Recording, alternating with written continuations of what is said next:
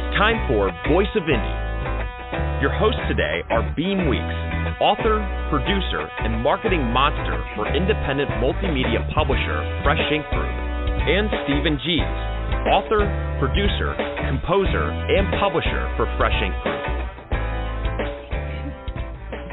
Greetings, everybody. Welcome to another episode of the Voice of Indie podcast. I am your host, Beem Weeks, and it's another Wednesday. So welcome aboard to everybody, and we hope to hear from you today through Twitter, through the phone. And here's my co-host, Stephen Gies. He rolls into the studio just a little while ago. And how you doing, Stephen, with your 82-degree weather? Oh, it's rough down here. Everything's in bloom, looking beautiful. I just a little while ago was watching a pair of bald eagles hunting, doing dives into the lake. And one of them came up with a fish, so all is right in the world. Well, like my grandma used to say, nobody likes a braggart. Yeah. So we've got some cool things happening. You know, we put out the second Sassy book by B.A. Johnson not too long ago called Sassy Uncovers Peter Allen's Secret. And that's a children's chapter book that's illustrated. And it was illustrated by Arnique, our staff artist here at Fresh Ink Group. And then once that book came out, it started performing very well, but it made a surge in the first book in the series. So the first book, Sassy Discovers the AME Church, is really rocking and rolling lately. So congratulations, B.A. Johnson. Everybody, if you're interested and got some young people, especially who want to learn about the AME Church, that's the Sassy books by B.A. Johnson. All right. Operation Whiteout, the audiobook by Robert G. Williscroft, is out and it's available, so go grab your copy wherever you buy your audiobooks, ACX. And just remember, I mean, these are really cool. They are enhanced with sound effects and music and just a lot of really cool stuff, so that adds to your listening pleasure. It brings the story alive. And Trenton is a bear? Trenton Bennett. His name just, I don't know what happened there. Trenton Bennett, he's an amazing narrator, so everybody involved in this put in a lot of time on it, so go check it out. It's definitely worth definitely the cool. effort. Now, hold on, let me get one other here. Those of you who are Story Empire followers, StoryEmpire.com, you subscribe to the blog. I've got a post on there today about using verbs to add personality to your story. So go check that out. Leave a comment, post. And if you don't follow that blog, there are don't put it down because I'm there, but there are 11 other people who know more about writing than I do, and they put out some posts 3 times a week helping fiction writers learn how to hone their craft, get out there in the marketplace, and be successful. And it's an excellent resource. That's StoryEmpire.com. And you got some Greenhoe news, don't you?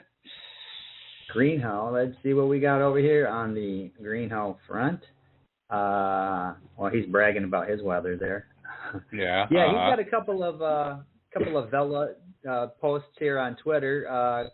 He says, grief can destroy your life if you allow it to do so. I am not an expert, but as a paramedic and then an ER nurse, I saw lots of tragedy and grief.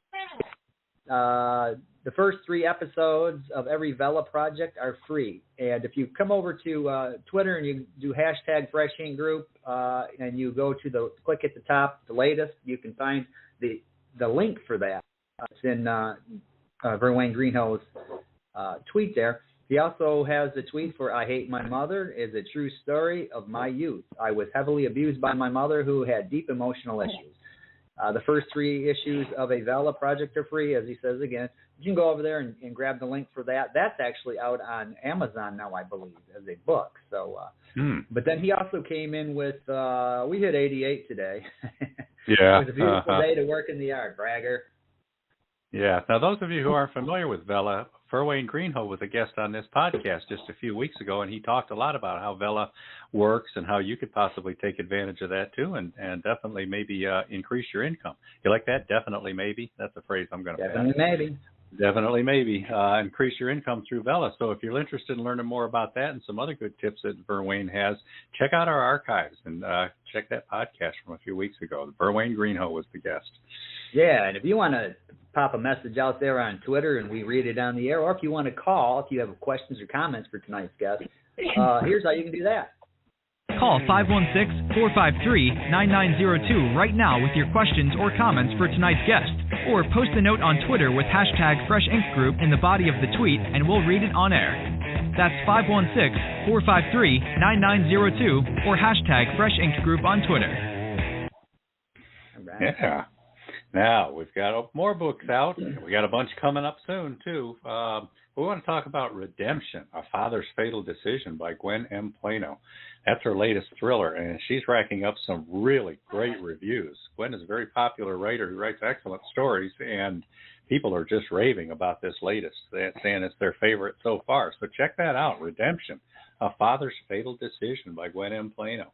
And, of course, if you want to learn more about that book or any of our books, head over to the Fresh Ink Group channel on YouTube and check out the trailers. Trailers? We got trailers. Yeah. Speaking of new releases, The Calling Dream by Carlisle Thoms is out, and that's available wherever you buy books. There's also a trailer for that. And Carlisle Thoms was a guest on the show a few weeks ago, and if you missed that one, again, check out the archives. He's got 8 cats. Carlisle Thompson has 8 cats. 8 cats. But, there we go. If you want to know more about these books that we're talking about, or who's going to be on this podcast, or who's been on this podcast, we've got a newsletter. Here's how you can subscribe to it. Stay on top of these podcasts and all things Fresh Ink Group with our weekly digital newsletter. New releases, videos, stories, excerpts, interviews, and more. Sign up now on the homepage of FreshInkGroup.com and be the one who knows what's what. Yeah. You know, you accidentally stumbled upon the Alabama state motto a minute ago. I'm down here in Guntersville, Alabama, which is close to Huntsville, Alabama. And you hit our state motto right on the head. It's trailers. We've got trailers. And if you don't believe me, come on down. I'll take you for a ride. Let's see what's happening in print sales at Fresh Ink Group. Boy, we've got some cool books on here. The top 2 slots are not much of a surprise these days because it's being held by the same author who's been holding it for a little while. But let's start at the bottom and work our way up. In our number 5 slot, Sassy discovers the AME Church, which I just talked about. That's the first of the 2 books in B.A. Johnson's Sassy series, illustrated chapter book for children. And she's seeing a surge in that first book. That's one of the things that we try to preach people. A lot of people come to us with their first book, and they're really expecting to get out there and tear the world up and find that big audience and do, really make a splash. And we got to counsel them. A lot of times it takes multiple books for you to actually start to build that audience. And when you build that audience, sometimes your second and third books will really goose the sales of the earlier books. So Barbara Johnson is seeing that in action. In the 4th slot right now, How to Teach Driving. Now, this is by Kenneth Lindquist, and he put out a pair of books, How to Teach Driving, and one is a parent's edition, and with an obvious audience in mind, and then one is for people who want to become certified instructors in various states around the country. So, How to Teach Driving. My question is, which one would be outselling the other, the parents' edition or the instructor's edition? And right now in the number 4 slot, it's the parents' edition. So this book is making a difference out there. It's helping parents help their teenagers learn how to be better and safer drivers. So good for you, Kenneth Lindquist. Number 3 slot, Shipwrecked and Rescued, The City of Bangor by Larry Jorgensen, retired historian and retired journalist and current historian who likes to get out there and travel and discover interesting stories, do the research, and tell them.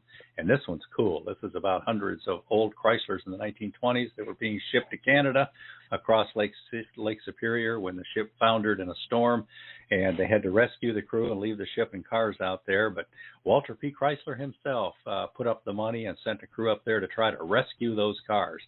And that's the story in Shipwrecked and Rescued, The City of Bangor. It's a fun, exciting historical tale, and it's all true. So check that out by Larry Jorgensen. Now, our top 2 slots, no surprise here, Submariner, 30 Years of Hijinks and Keeping the Fleet Afloat by retired Naval Lieutenant Commander Jerry Pate.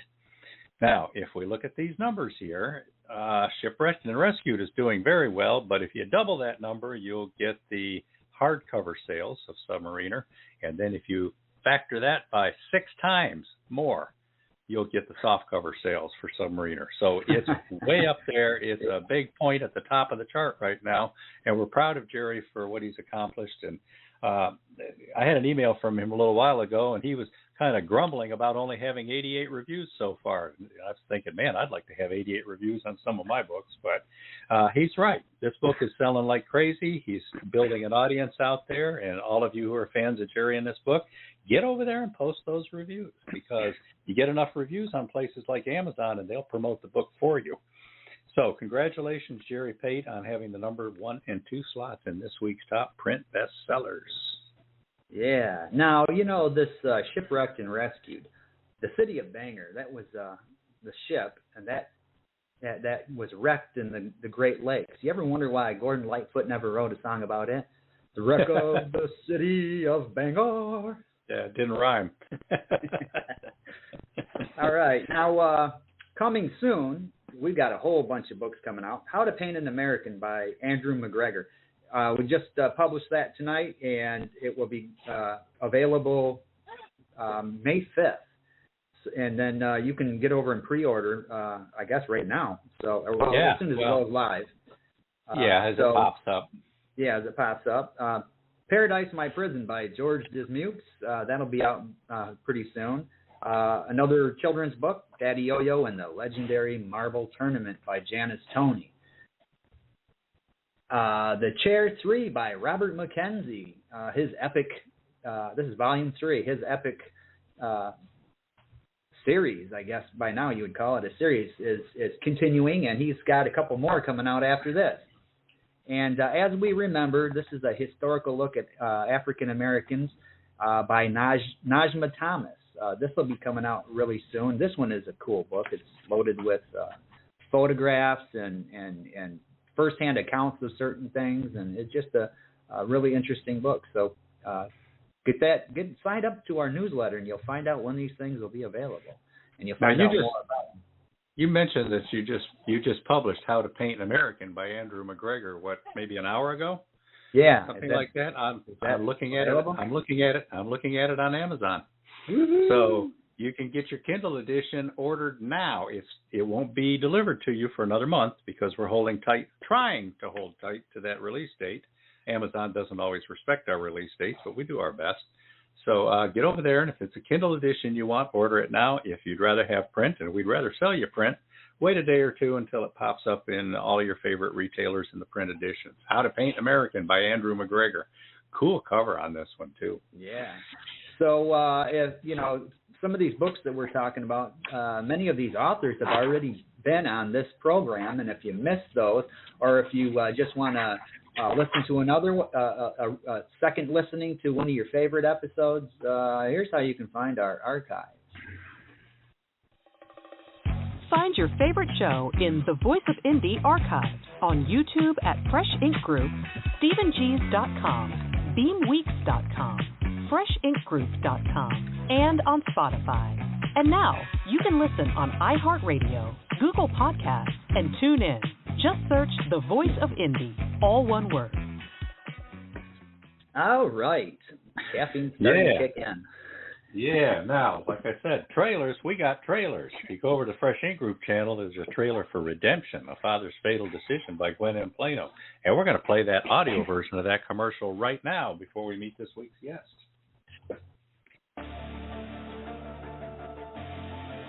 Family secrets can be deadly. When Lisa visits her parents one fateful Saturday morning, she hugs her father and takes her suitcase to her childhood bedroom. The doorbell rings, and 1 minute later, her father lies dead on the floor, 3 bullets to the chest. The death of Eric Holmes sends shockwaves throughout the quiet neighborhood. But for the Holmes family, it's devastating. In this fast-paced psychological thriller, Lisa and her brother embark on a quest to solve the mystery of their father's murder. The journey takes them into a secret world where nothing is as it seems. Once the puzzle pieces begin to coalesce, they realize that their father had multiple lives. As the facts unravel, the siblings discover the true meaning of redemption. Gwen M. Plano's Redemption is available worldwide in softcover, jacketed hardcover, and all ebook formats. Published proudly by Fresh Ink Group. Redemption by Gwen M. Plano. All right, that is available at wherever you buy books. Excellent book. All right. Let's introduce tonight's guest. Jodi Bowersox is an award-winning author and artist with more than 25 books for children and adults. Her novels span genres from faith fiction to suspense to time travel to sci-fi with small-town, big city, and interplanetary settings. Known for her twisty mysteries, that sounds like a rock band, Twisty Mysteries, live in concert, and page-turning action, even her faith fiction books are full of suspense. Her children's books, published under the name J.B. Stockings, tackle issues like personal care, responsibility, diversity, unconditional love, and just plain fun for children aged 0 to 10. As a watercolor artist, Jodi specializes in pet portraits, and as a seamstress, she creates women's vests out of men's ties, monster scarves, and other delights. Jodi lives in the heart of Colorado Springs with her husband and too many cats, where they never get tired of looking at the mountain views. And you are a very busy woman, Jodi Bowersox, and welcome to the show. Thank you. Good to be here. So right off the bat, you live in Colorado looking at the mountains. Are you a lifelong resident of Colorado, or have you lived elsewhere? And if so, where all have you lived? Actually, we've only been here in Colorado Springs a little over 10 years. Before that, we lived 27 years in the Kansas City area. And before that, I grew up in Nebraska in a small town, well, actually in between two small towns. I grew up on a farm, and I mean small. One of them was like population 200. The other one where I went to school was about 1,300. So I graduated in a class of about 32 kids, and a lot of us went from kindergarten to senior year together. So that was, I had the small town experience growing up. I went to a small Christian college in the middle of Kansas called Sterling College. That's where I met my husband. We were both in the theater department, and I was a theater major at the time. And so, yeah, we went from there to eastern Kansas and then clear over here to Colorado. So. Wow. Okay. Wow. So what brought you to Colorado? Actually, my son has cystic fibrosis, and in Kansas, the allergies were just adding on to that. And so I just got online, and I'm looking for places that claim, at least, the allergies are better. I swear I got a new one when I moved out here, but he actually seemed to do well out here. And so we came out on vacation before we moved out here, and we did all kinds of outdoor stuff to see how he would do, and he seemed to think he did better. And so then in the fall, I said, he and his brother just graduated from college, and said, you guys go and try another season. And so they did, and they still thought it was okay. And so I said, okay, get yourselves a apartment. And in a month, I said goodbye to both of my sons as they drove from eastern Kansas to Colorado Springs. And it took us another year to get loosened up and come out here too. But we did it, and here we are.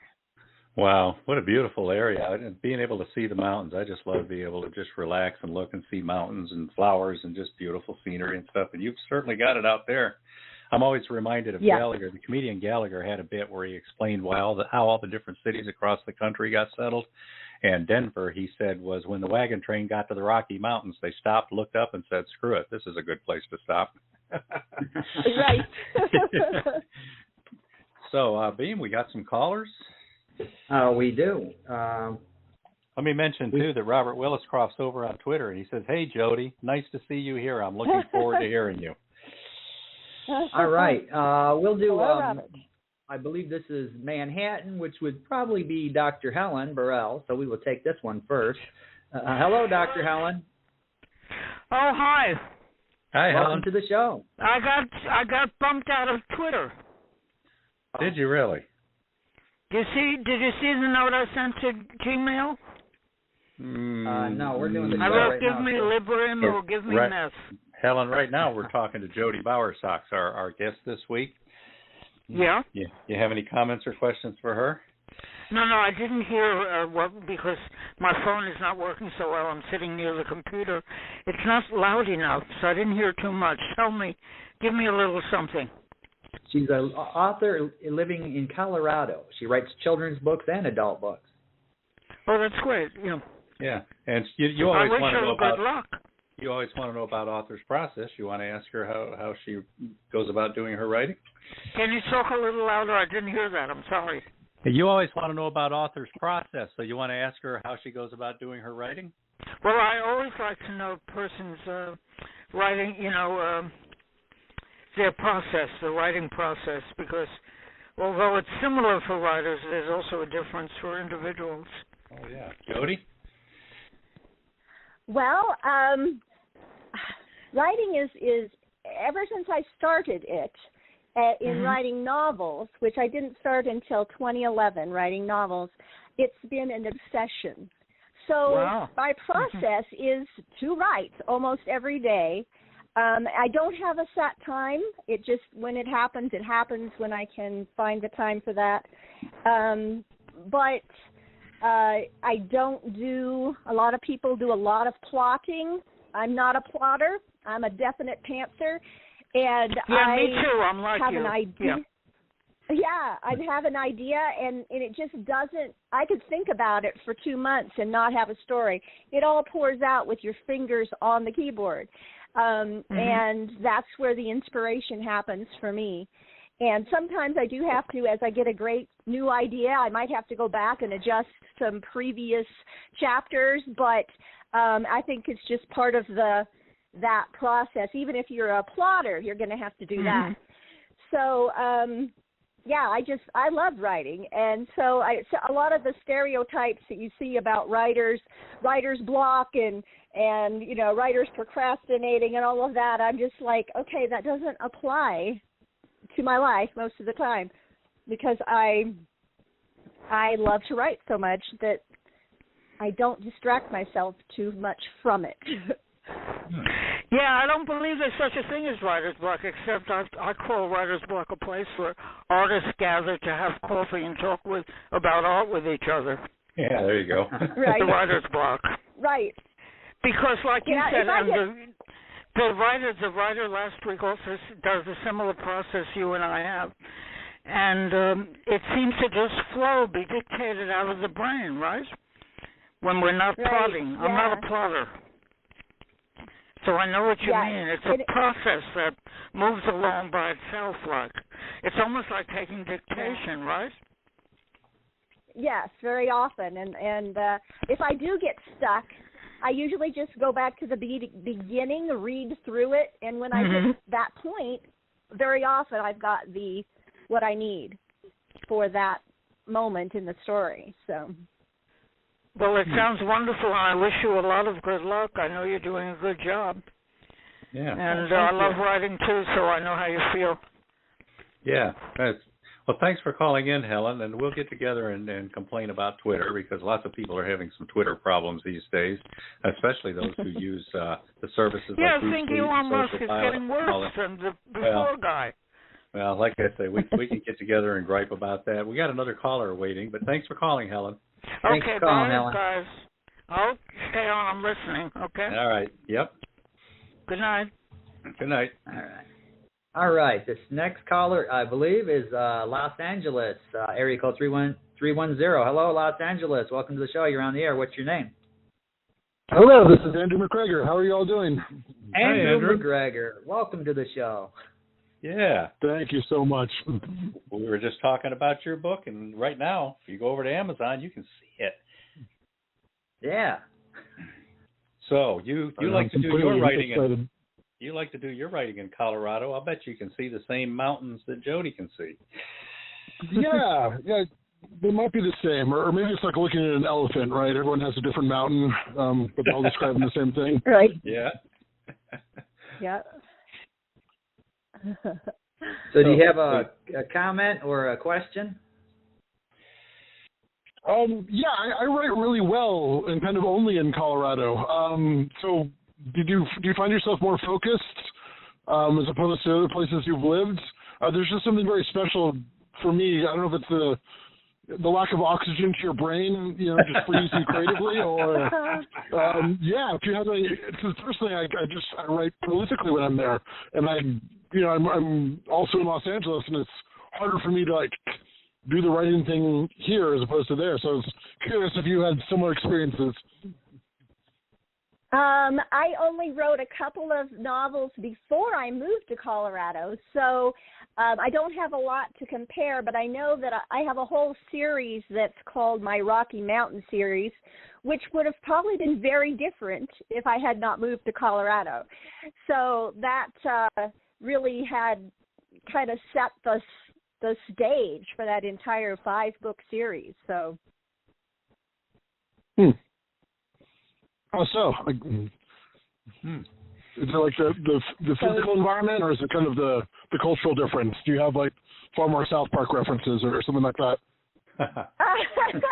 No, I mean, it's just it takes place in Colorado Springs and Manitou for most of it, or Old Colorado City in that area.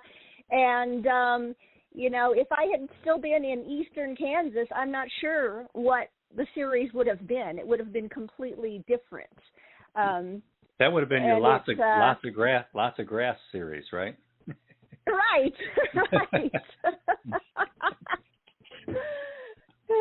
It wouldn't have had the same effect at all. Well, Jodi, when you're writing, are you facing a wall in a dark room, or are you outside? You seeing the mountains? Is the setting that's around you? You think that affects your writing? I write in my office. I'm not a laptop person, so I don't take it outside and, commune with nature while I'm writing. But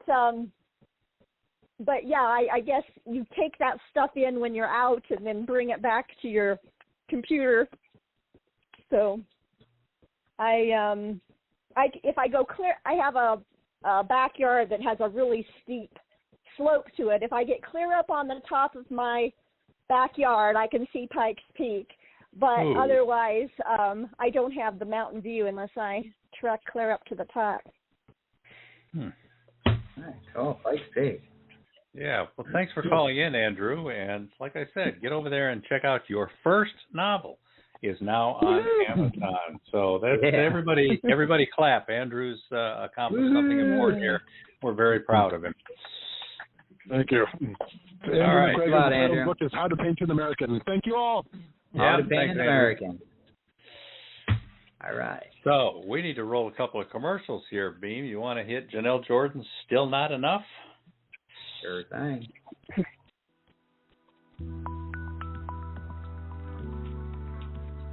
Still Not Enough examines the plight of minority millennials in the workforce. Janelle A. Jordan details her own perspective-molding cultural upbringing, along with professional encounters hindered by others' preconceived notions and unconscious biases. She shares examples that are relatable to many with similar experiences. The scars from every denial fueled the desire for each minority millennial to do more. This book also guides leaders managing today's DE&I employees. Norms are evolving, and organizations must adapt or be left behind. Proudly published by Fresh Ink Group in all print and digital formats worldwide, Still Not Enough brings transparency to the challenges of today's younger and more inclusive workforce.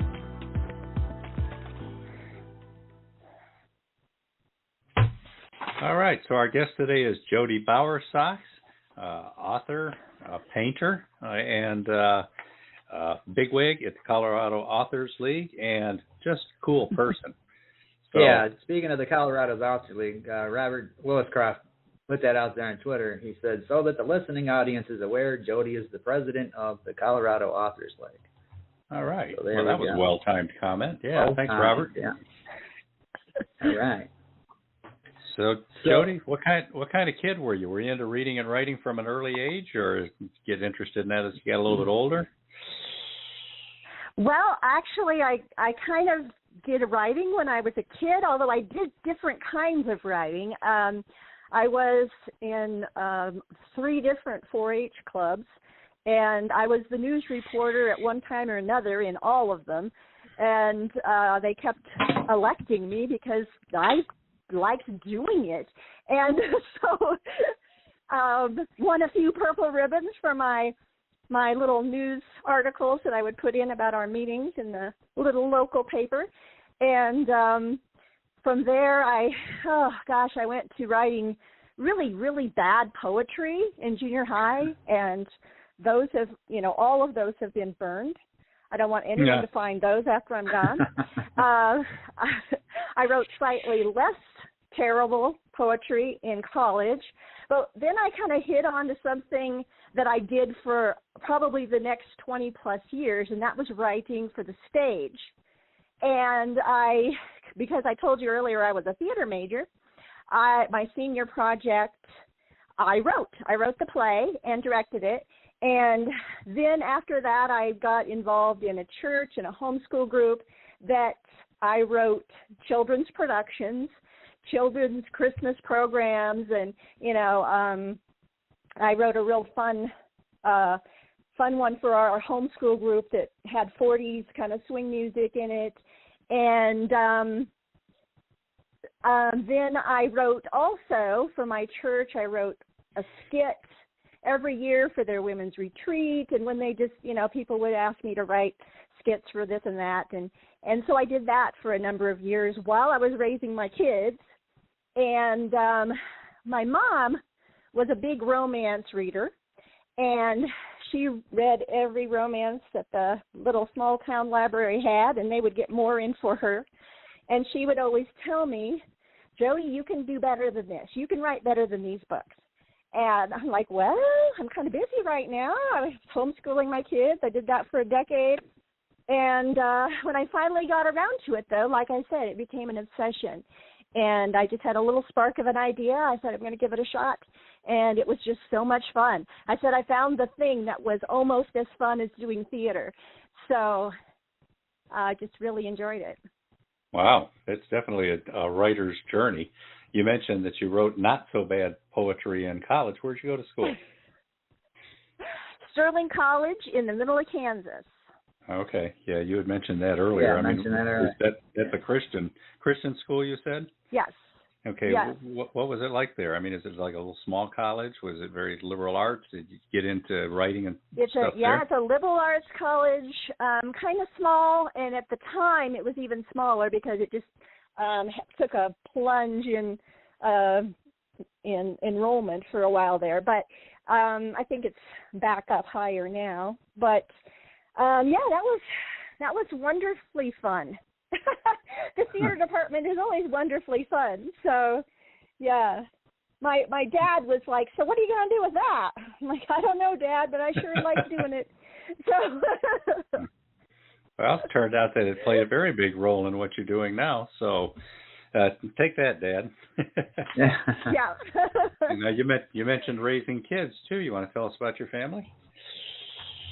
I have two sons. I told you about the one that was the reason we moved out here. I have an older son who's he is my graphic designer, and he designs almost all of my book covers. Ooh, and does the cool. layout now for my new children's book. So he's working on the cover for my new book right now. And actually my younger son, Tracy, my older son is Tristan. My younger son is Tracy, and he is a very good artist, and he illustrated one of my children's books. I got him to do one. I haven't got him to do another one since, but it's called The Stubborn Princess, and it's real fun. That's one of your best-selling children's books, right? Oh, sure, yeah. Yeah, if I remember right, it was ranked very high. All right. So, Beem, you want to roll another ad? Yeah, we can do another one here. This one's also got a trailer for it over at the Fresh Ink Group YouTube channel. This is The Calling Dream by Carlisle Towns. In 1945, 10-year-old Ronald Dennison, the son of a backwoods Arkansas preacher, began having profound dreams about religion and a strange red-haired woman. The dreams follow him for decades, with the woman sometimes seducing him, other times calling him to become a televangelist, but eventually berating him for his sins of lust. She holds a secret so dark that he dares never admit it, even to himself. The more famous and wealthier he becomes, the more he struggles with his adultery, his fetish, and his shame, until his torment can no longer be contained. Staggering revelations challenge everything he ever believed. Will truth bring him the peace he always craved? Or will the woman's demands prove more than he can bear? Read the novel The Calling Dream by Carlisle Thoms. Proudly published by Fresh Ink Group in hardcover, softcover, and all ebook formats. The Calling Dream by Carlisle Thoms. All right. Order your copy now. So, let me get that set. There we go. Now, Jodi, when you're not when you're not writing, because you're a prolific writer. I mean, I'm looking at all these tons of books. What do you like to do to unwind, to relax? Do you have any hobbies, any other interests? How do you spend your time, your free time? Well, this is tough because the writing is relaxing. So while I'm writing, I'm pretty focused, and I'll be making lists of things that I should be doing that I'm not doing because I'm writing. And when I hit this point like I am right now, where my new book is out with beta readers, my cover's being worked on, everything is out of my hands, then I go to that list and try to get some of the things done that I've put off for a long time. But also, I think you mentioned in my bio that I make women's vests out of men's ties. I used to do a lot of sewing. I don't do as much sewing anymore as I used to. I used to actually make bridal gowns. I used to do, window coverings and making my own clothes, and I don't do that so much anymore. Just because, I don't know, it's not as, it doesn't save you as much money to sew like it used to. So I do a little bit of sewing now and then still. Every now and then I do a pet portrait for somebody, or last year I tried to temper my novel writing with illustrating one of my books. I have a book that just came out called Cats, and it has 20 watercolor cat portraits in the book. So I tried to make myself not write and illustrate one of those every week or two. So I got that done in like a year or so. And I'd like to see that. Creative things. I love to do all things creative. Now, Cats, you couldn't come up with something that a lot of people are interested in? Yeah, cats are popular. And I know the title's been used before, but hey. But hey, you can't copyright a title. No, where did you get this idea for making vests out of ties, first of all? And second of all, are these used ties or are these new ties, or do you just see a tie on a guy's neck and rip it off and take it home? I have told people, hey, that I would love that tie if you ever get rid of it. But I go to the thrift stores every now and then and look through, and you have to be pretty picky when you're looking in the thrift stores because a lot of people just donate their ties that have gravy all over them, to make it affordable so I can sell them at a decent price, I go to the thrift stores. It takes 6 ties to make a vest, and it's just, in itself, it's like making a little work of art, a little wearable piece of art to get the patterns and the colors to go together. And it's I don't do it a lot. I probably, 2 or 3 times a year, I'll make 5 or 6 at a time, and I sell them on Etsy. I've sold them all over. I've sold them in Romania and France and Germany and Canada and, some even in the United States.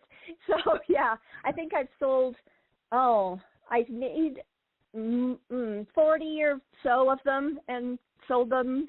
And I don't sell that many of them, and it's okay because, I don't get the urge to make them that often. So it's like, If I sell one, that's great. And when I get low in my Etsy shop, I'll make 5 or 6 more. And so it's just so kind of where did the idea thing. come from?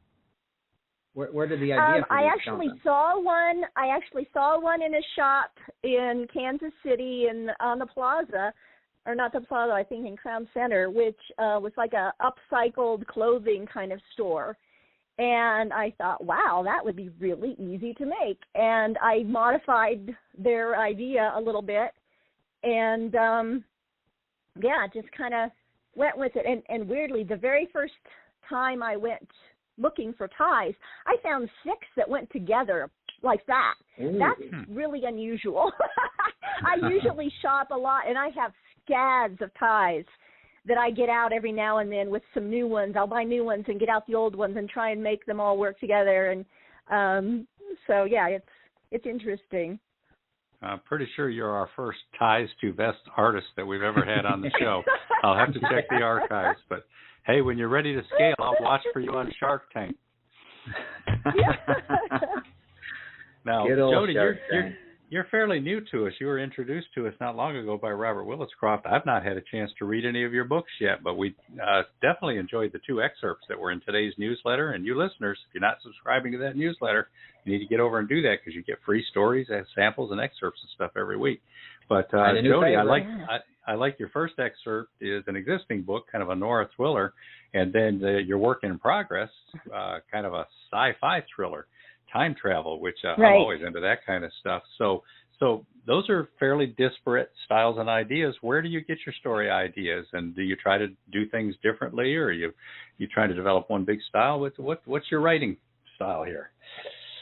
Well, this is not something that they tell you should do when you become a writer in just writing different genres. But, the ideas are just there, and I like variety in my life, and so I have written all kinds of genres, from faith fiction and sci-fi and time travel and suspense, and I think that's what makes life fun, is trying the new styles of writing. Even in my sci-fi series, which is a humorous series with some suspense in it, it's also a romance, that I really pushed the humor on it and really almost changed my style of writing for that series.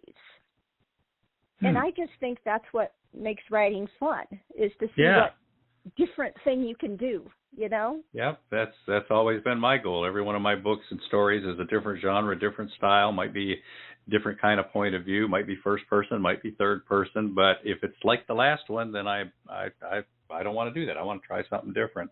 And I really noticed that in your 2 samples, because you can see the same writer there, with the unique parts of your style, but you definitely have a feel for the sci-fi separate from that kind of noir thriller. I mean, the scene we read there was the guys in the cell, and with a lot of interior monologue and stuff, and I really liked how you set up, with the flashback and brought it together at the end of that scene. So, yeah, I was very impressed and look forward to reading some of your books. Now, do you work with editors, beta readers, other people too?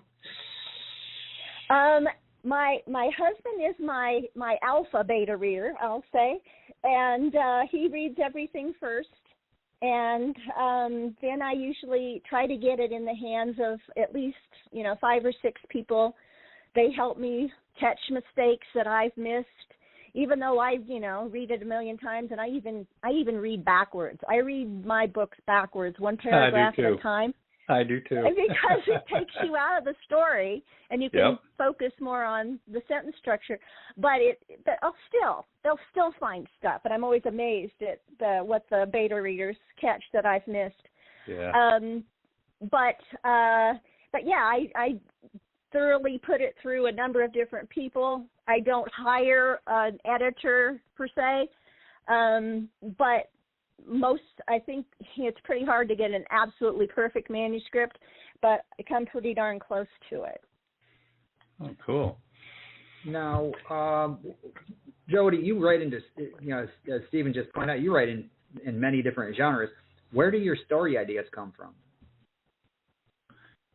Wow. Okay, so my very first novel that I wrote, that I had this little spark of an idea, is called Interiors by Design. And for a while I worked in an interior design shop in Lawrence, Kansas. And while I had worked there, I was pregnant at one point, and I went to like Walmart to get something. I don't even remember what, but we used to do like a shortcut behind some business. I think that was the Walmart. We used to do a shortcut behind Walmart, and then you didn't have to go out onto the street and do traffic. Well, anyway, I was going somewhere, doing my usual shortcut, and there was a guy at the loading dock. His big truck was blocking the whole thing, and he was just being a jerk. He was just like making all these exaggerated gestures of go back. Obviously, you can't come through this way, you stupid woman, kind of thing. And I just sat there a minute in my very pregnant state, just fuming that this guy could be so rude. And, you know, of course, I turned around and went a different way. But I just thought about it later, and I thought, you know, I wonder what he would have thought if I had just gone and got him a Coke and waddled up to him at 8 months pregnant with a Coke. And would that have changed him in any way? And so that was my spark. And so I have a scene very similar to that in my book. So I just kind of started from that point. Okay, I've got this pregnant woman. Well, that's not the usual place to start a romance novel, you know? Yeah. So then I had to have a reason for her being pregnant. I had to have her backstory. I had to have, you know, and where she went from there, and the guy that comes into her life when she's pregnant. And it just built from there. But it started with that little experience that I had. Okay. And, you know, I guess what I should have asked was, do your children's story ideas and your other ideas, do they all come from different places, or is there that central kind of area where you just start a story regardless of the genre? I'm I think curious. they're all a little bit different.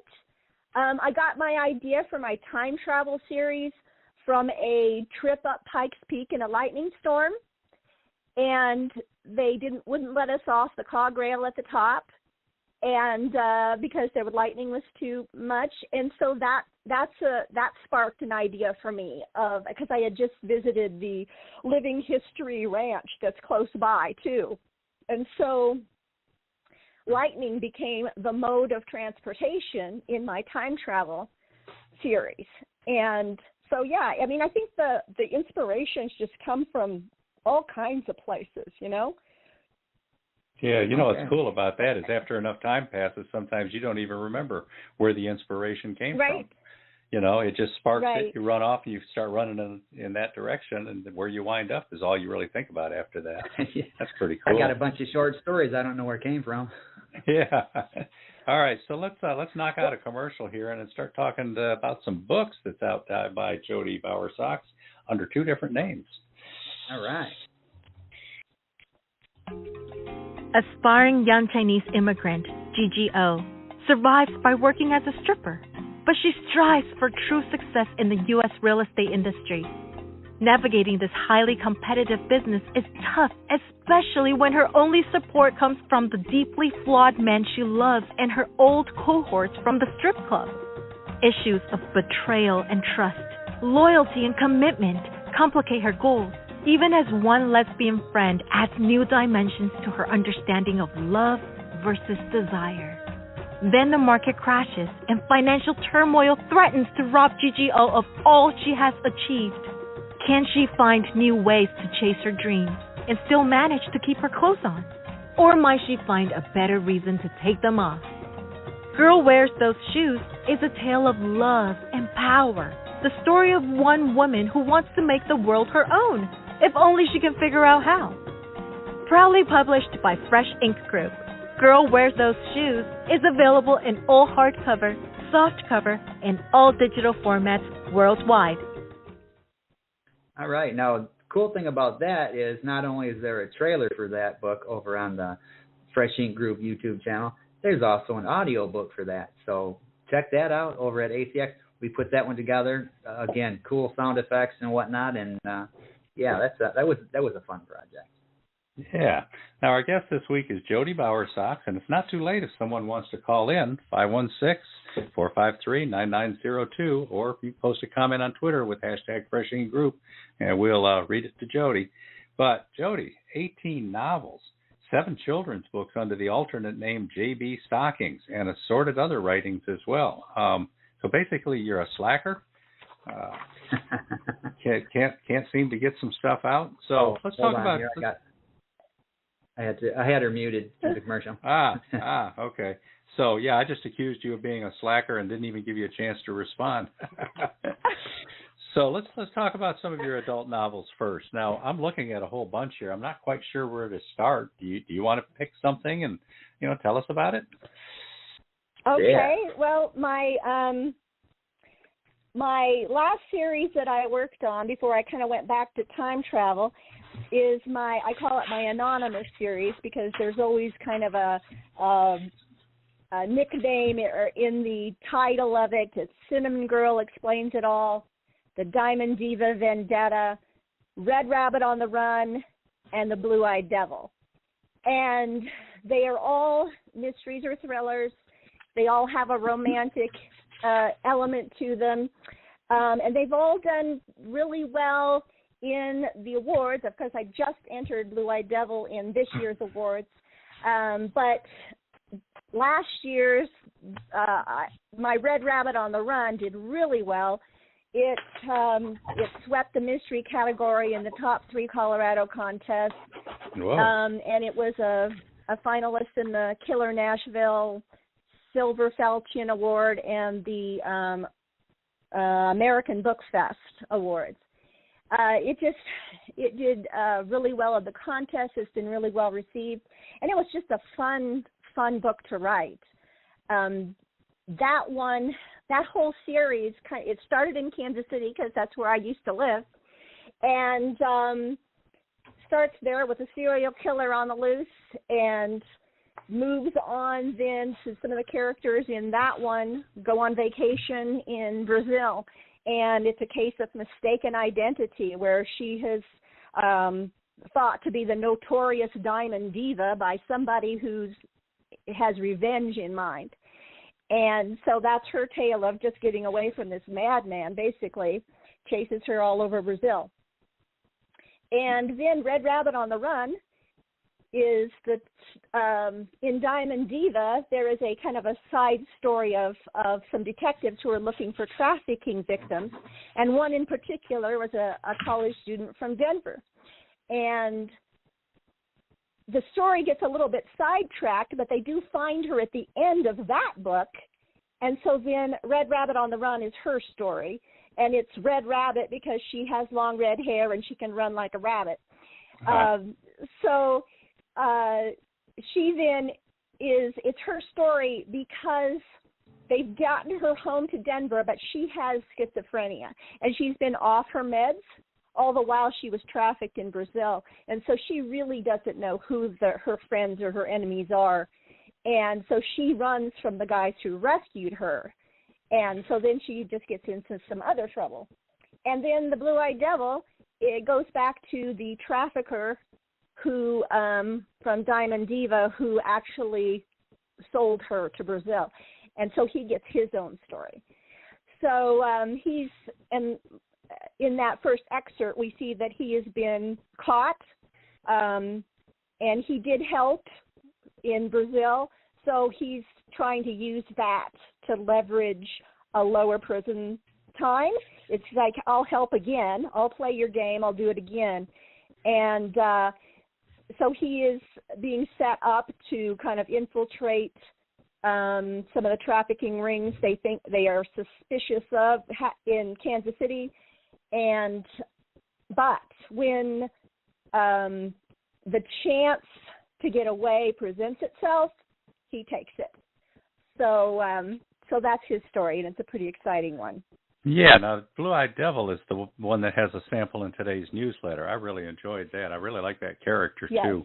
All right, so these are Cinnamon Girl Explains It All, Cinnamon Girl Explains It All, Diamond Diva Vendetta, Blue-Eyed Devil, and Red Rabbit on the Run. Boy, I could have said those better, couldn't I? But so those are 4 novels. Now we're looking at a lot of Rocky Mountain books here: Calvary, Destiny, Redemption, Sunrise, Angels. What are those about? Yes. That's my space fiction series that's set here in the Rocky Mountains. And it's, I find this series the most difficult to talk about because it has a pretty big twist in the second book. I mean, so big that I had a reviewer call me a psycho.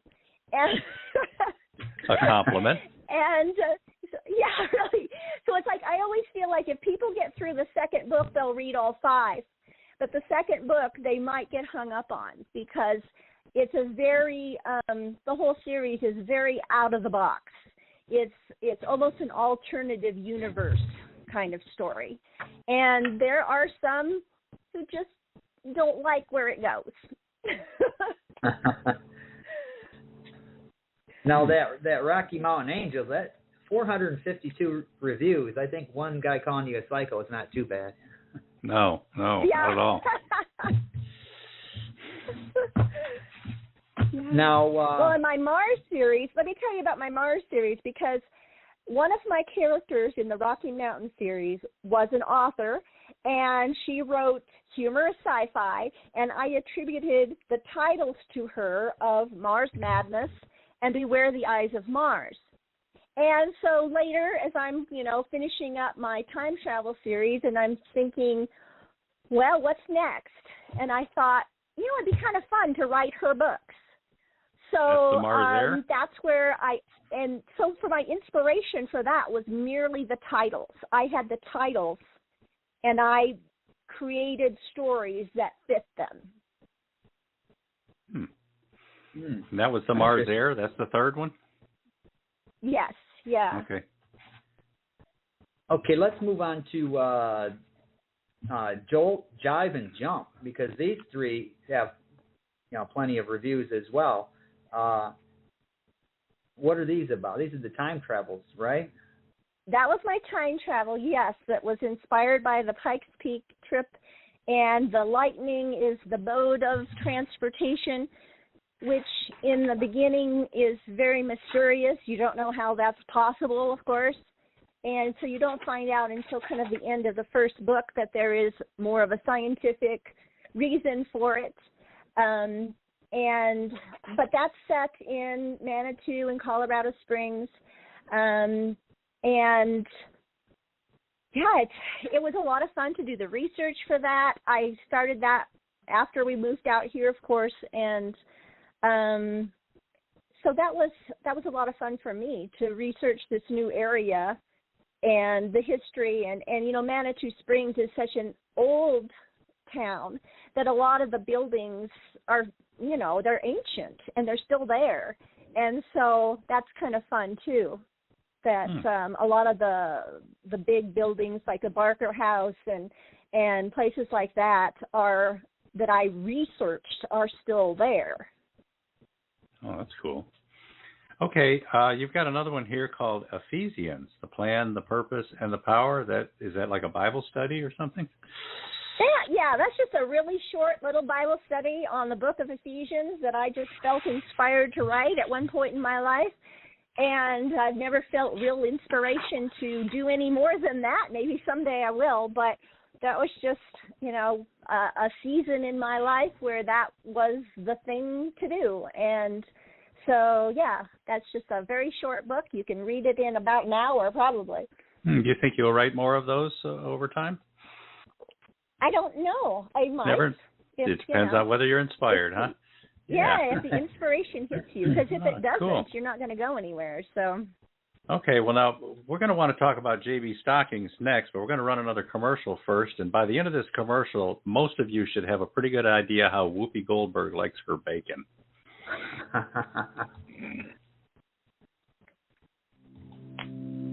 Every person has a private life and a secret self.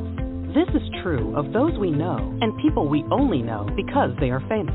Discover fascinating, intimate, clever, witty, poignant, insightful tales from a diverse roster of notable women who dare reveal both the unknown and the previously undisclosed. But these are not gossipy tales. No, they are personal, anecdotal, always meaningful stories for quiet reading, sharing aloud, even performing from the stage.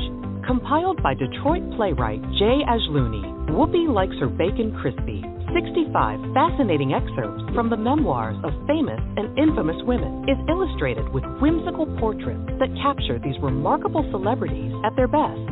Choose your own from laminate hardcover, softback, and digital editions, all proudly published by Fresh Ink Group. Come away with a richer appreciation of these talented women and smile for permitting them to entertain you in unexpected and delightful ways. And I got to say, that's a very entertaining, very interesting book. That's ranging from Tina Fey to Margaret Thatcher. I mean, you've got sports stars, entertainment people, movie stars, musicians. It's just really cool. And it's these people's favorite quotes or favorite passages. And it's very fascinating. Yeah, and the caricatures of each of these women as well. They're just, I mean, I remember when we were putting that together and you were showing me the pictures, and to guess which one they were, and you can tell who they are, and they're just really, really well done. It's an excellent book. Yeah. Now, let's talk to JB Stockings. JB, you've got 7 children's books. So, Jodi, tell us about some of the children's books. Well, the first one, I already told you I'm a cat person. So you can't... A Tale of Two Kitties. You know, have kids... Yeah, kids and cats, you're going to come up with a story or two. So, yeah, my first one was A Tale of Two Kitties, which is a story of 2 real cats and their personalities, although it's a fictional story. They get into a little trouble with the Christmas tree in that one. And that was one that I illustrated. And then my second one, the cover. Stubborn Princess. That's a watercolor style on the cover, right? Yeah. Yeah. That's beautiful. Yeah. The second one, The Stubborn Princess, my son did the drawings on that, and I did the watercolor. He can do what I can't do, is he can draw cartoony characters from different angles and whatnot, and that I have to see something to paint it. You know, if I draw something out of my head, suddenly we get stick people. So, yeah. But I don't really know where that story came from, because like I have 2 boys. I don't have any princesses in my life. But it just rolled out. It rolled out in an evening. It's a little rhyming story, and it just flowed. So it's weird where I have no clue where that came from particularly, but it's the story of a princess with the long curly hair that goes clear down to her feet. And she gets tired of the upkeep of it. And she has brushers and combers, you know, who take care of her hair every day. And one day she's like, enough. I will not do it anymore. It's going to be fine. Just leave me alone. Well, of course, her hair turns into a big mess. And she has like just this mound of hair, like a big nest, and she takes a nap under a tree, and a bird comes and sits in it and lays 3 eggs, and they hatch and they fly her away. And so then it's the story of realizing what she's become and how to get back home. So, but it's all rhyming, and it's very fun. So it's for, I think, probably 3 to 8 years old. Now, I see one's called Sing a Story books, Up in the Air. Yes. We get to sing? I took a big break from children's stories. I did those first 2 children's books before I ever started writing novels. And then this last summer, I came back to a whole bunch of scripts that I have that just were waiting for illustration. And I finally decided, okay, I'm just going to pay somebody to illustrate some of these. And so the Sing a Story books are actually songs I made up for my kids when they were toddlers. And I decided that, heck, those would make cute little stories. So I had somebody illustrate them, and I worked out the score with a computer program, and I have the musical score in the back, so you can read them or you can sing them. I've got the QR code in the back that if you can't read music, you can go to my website and hear me croak it out. And so I've got three little stories that are kid tested already, and since I sang them over and over and over to my kids. Wow, that's and cool. Then I did the cats book, and I also had another little story that I just put out called Going Home, and that is the story of a little boy who spent the whole summer with Grandma in the country in the small town, and then he has to go back at the end of summer to his city apartment that he hates. And Grandma puts him on the bus, and he's feeling so overwhelmed that before it leaves the station, he takes off, runs for the trees. He feels like that's where he understands life. And he lays there and he ponders, just staying. And anyway, it's a story of it's kind of a story of Grandma's wisdom, and that helps him make his own right decisions. Oh, that's cool. So What's the target reader's age? What ages is that targeted at? Early reader, that one is probably 5 to 10, something like that. All right. Now, how do you publish? Are you self-published, or do you work with the publisher?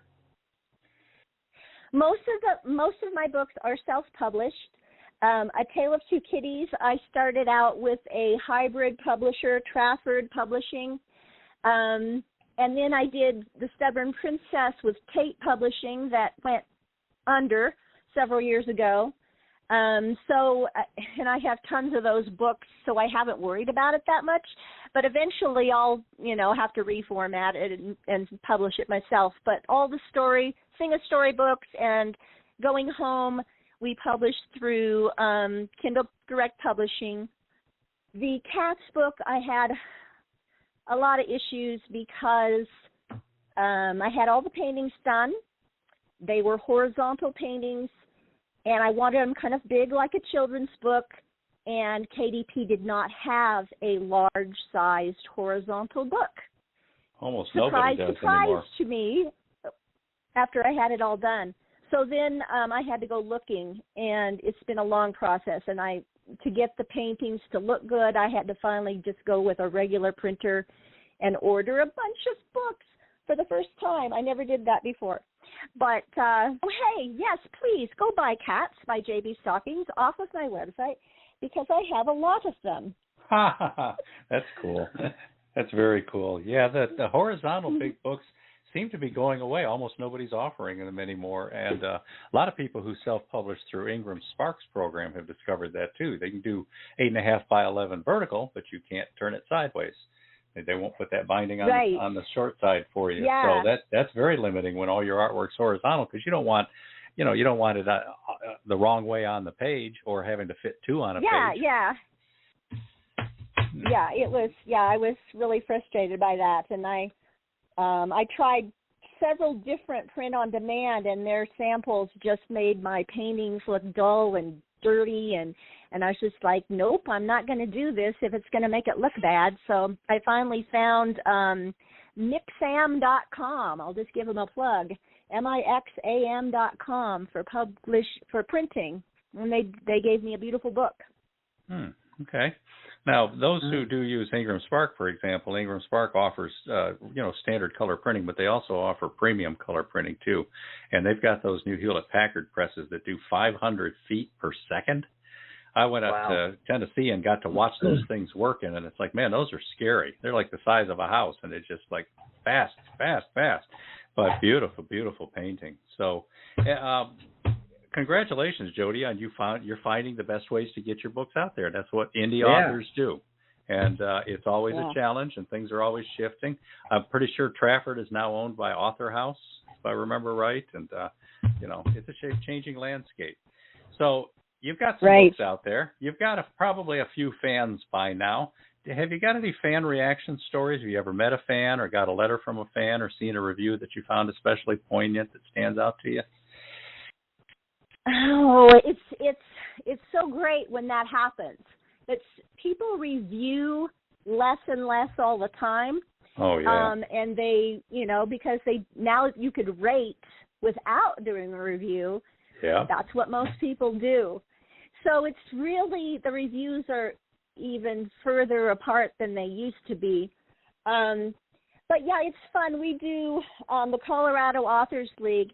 We put together a co-op booth for some big gift shows in the fall. And so we all come together, 20 authors generally, and we put our books on a rack just like a little bookstore. And, yeah, it's really fun because I've done that show a number of times now that people come back and it's so amazing when they're looking for you. When they're looking for your books, they're looking if you've got something new or something they haven't read, and that's always really, really fun. We have one lady who comes every year and she buys every sci-fi book that's new that we have. I mean, she leaves with a huge stack every year. And this last year, she went looking around the racks and she came back with my whole Anonymous series to buy, and she said, wow. I didn't know you wrote something other than sci-fi. And I said, well, I didn't know you read something other than sci-fi, or I would have suggested it. So that was fun. And I heard her telling her friend she brought along, this series is really good, my time travel series. And so, yeah, that means a lot. Yeah, that's that business with Amazon allowing the blank ratings now. There's a plus side to that because it'll help you get your ratings up, the number of ratings, if some people would only leave it if they can just give the stars without having to make the comment. But the bad side of that is somebody leaves like a 1-star rating and you don't know if they really had some problems with the book or if it's like, oh, well, I don't like sci-fi, but I wanted to try it anyway and decided I still don't like sci-fi, so I'm giving this 1 star, so it seems like if you want to do that, maybe Amazon should say, yeah, you can give 2, 3, and 4, but if you want to give her 1 or 5, you have to explain yourself or something. I don't know what the answer is there, but I don't like those.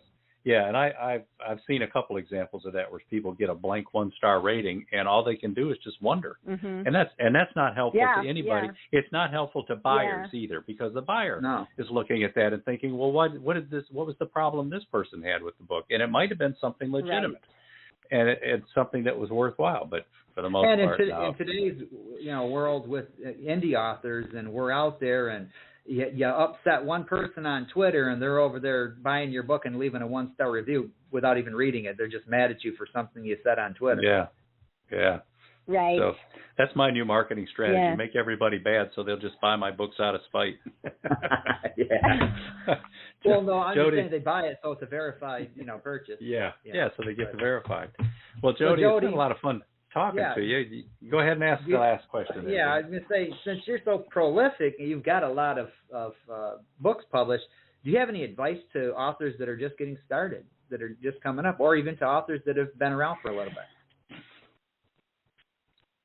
Well, I have a lot of people ask me about marketing stuff, and I do tell them, write the next book. If you want to sell your first book, write the second book. This is kind of a fun story. It's like I wrote Cinnamon Girl. It was my 3rd book I wrote, and then I wrote a whole bunch of actual series, and then I decided to go back and turn that book into a series. And in those years that it was my standalone at these gift shows, I'd sell a couple of them, every year, but, it wasn't my hot seller by any means. But as soon as I had the second book sitting by it, Cinnamon Girl was my top seller. So people love series. They don't like cliffhangers, but they do love series. And so that has been it really does amaze me when people will pick up a 4-book series and buy it without knowing anything about it. Wow. Other than just reading the backs. That amazes me. But people do that a lot. Once you trust an author, Once you trust an author, Yeah. you're willing to take that plunge, even if it's something new or different, a different genre than you're used to. It's you become a fan of the author more than the story. At least I do, I think. Yeah. Yeah. Definitely. So how do people find you, well, Jodi? And as far as for writing advice, I think reading is one of your best things. If you want to develop a good writing style, do lots and lots of reading. Read good books. That's a good advice. That's definitely and good a variety of books too. Yeah. Stretch yourself. Mm-hmm. Try some different things. Broaden your horizons. Yeah. All right. So you're going to tell us how what's at JodiBowersox.com and other ways that we can find you out there? Yes, that's my website. It's got all my books. It's got all my, well, it doesn't have all my paintings, but I do have a gallery of paintings there, of pet portraits. I have my tie vests are there. I have links to my Etsy shop. So yeah, that's just kind of all things Jodi Bowersox is on my website. Social media? And I do have a Facebook page. What was that? I asked social media. Yes. Facebook? The Facebook is mainly where I'm at. I jumped off of Twitter, and I haven't really got started anywhere else. But so mainly it's Facebook. I am on LinkedIn, but I hardly ever look at it. So Facebook, they look for Jodi Bowersox, and that's how they find you? Yeah, I think it's JB Artistry on Facebook. JB Artistry. That's why we ask, because sometimes it's hard to find people if you don't know what they're going by. Yeah. And maybe JB Stockings will have a page there one of these days too. Yes, that's one thing I've given my one of my sons to do for me. Oh, cool.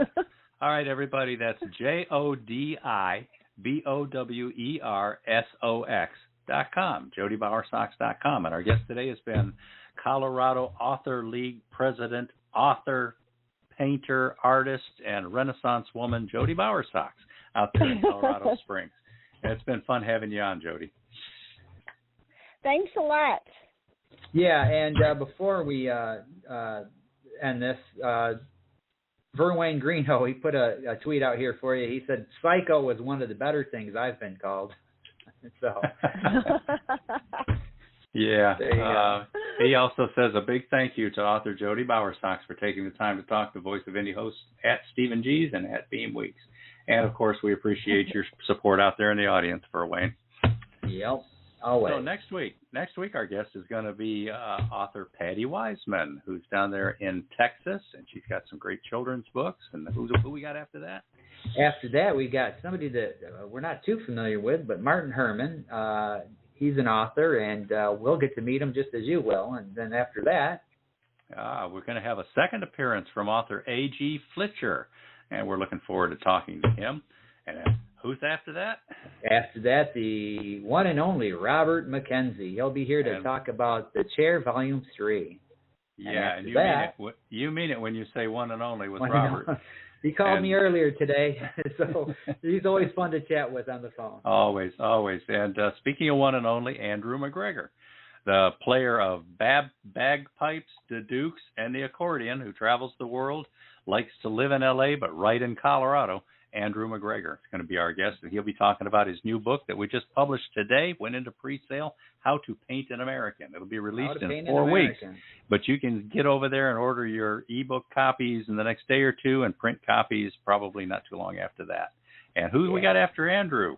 After that, we've got a return visit from George Dismukes. He's got a new one coming out, and Fresh Ink Group's going to be publishing that one. So yeah, we're kind of excited about that. And after that, we've got Michael Scott Clifton, another author we're not real familiar with yet, but we're going to learn more about him.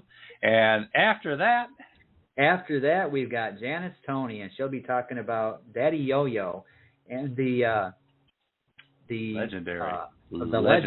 I almost said magnificent. The legendary Marvel tournament. Yeah. So tune in for that. That was a fun book. That I've read that, did some of the work on it, and it's a children's chapter book that's fully illustrated, and it focuses on bullying with primarily with primarily African American and Latino children. So it's a very cool book. Jodi Bowersox, again, thanks for being on the show. Thank you, Jodi. Some people will get out there and discover your work and your paintings and your writing, and we look forward to seeing more from you and from your sons. Yeah. Oh, thank you. Okay, thanks. Right. Now, everybody, we're gonna play another commercial. This is the Mac McDowell Mission Series, and remember, the audiobook for Operation Whiteout, a Mac McDowell mission, is now out. Get out there and get your copy. That's the 4th book in the series. You're going to hear about all 4 books right now, and we'll see everybody next week. Yeah, see you later, everybody. Remember to get over to Fresh Ink Group's YouTube channel. Check out those videos, subscribe, and like the videos as you watch them. See you next week. Yep. All right. Thanks, Jodi.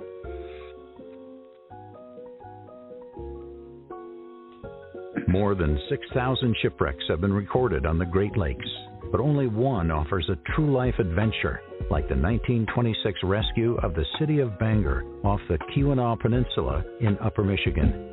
A fierce November storm tossed the ship with a crew of 23 and 240 new Chrysler automobiles onto a Lake Superior reef. For the first time, Shipwrecked and Rescued, Cars and Crew tells the near-tragic story of the deep snow and near-zero temperatures. Journalist and historian Larry Jorgensen's detailed research and collection of historical photos chronicles what happened, introduces the key players, and finally reveals the fate of those collectors' prizes in the century since. Proudly published by Fresh Ink Group, Shipwrecked and Rescued is available worldwide in jacketed hardcover, softcover, and all ebook formats.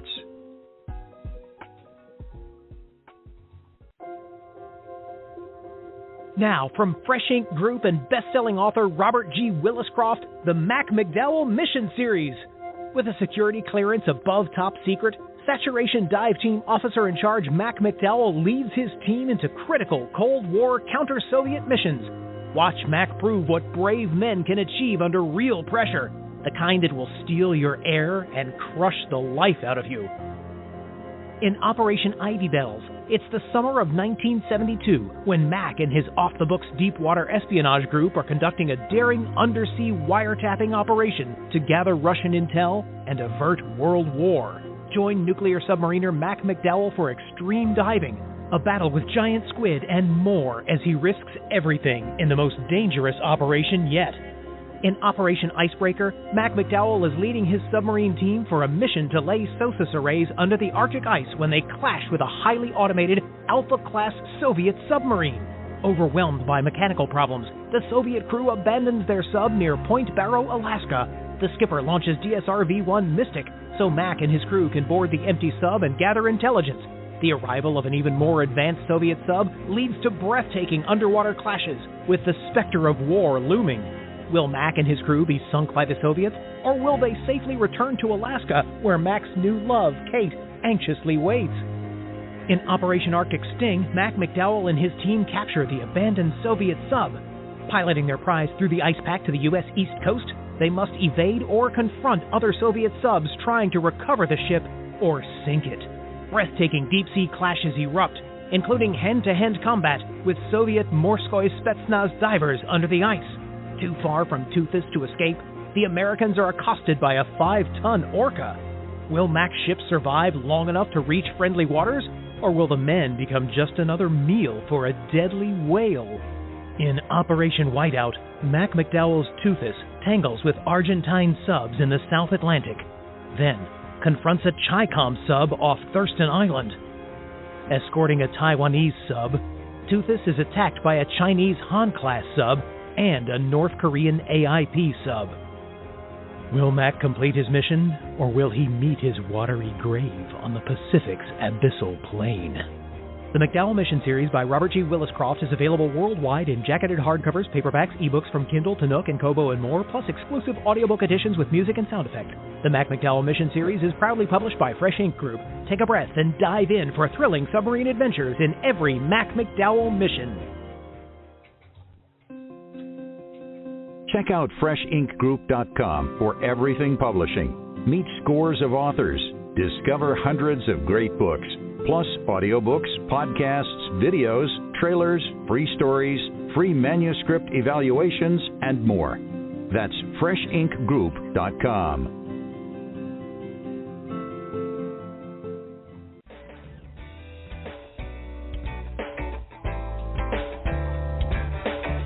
You've been a part of Voice of Indy, a production of Fresh Ink Group. Spread the word, support our guests, then find us at freshinkgroup.com and be sure to hashtag Fresh Ink Group.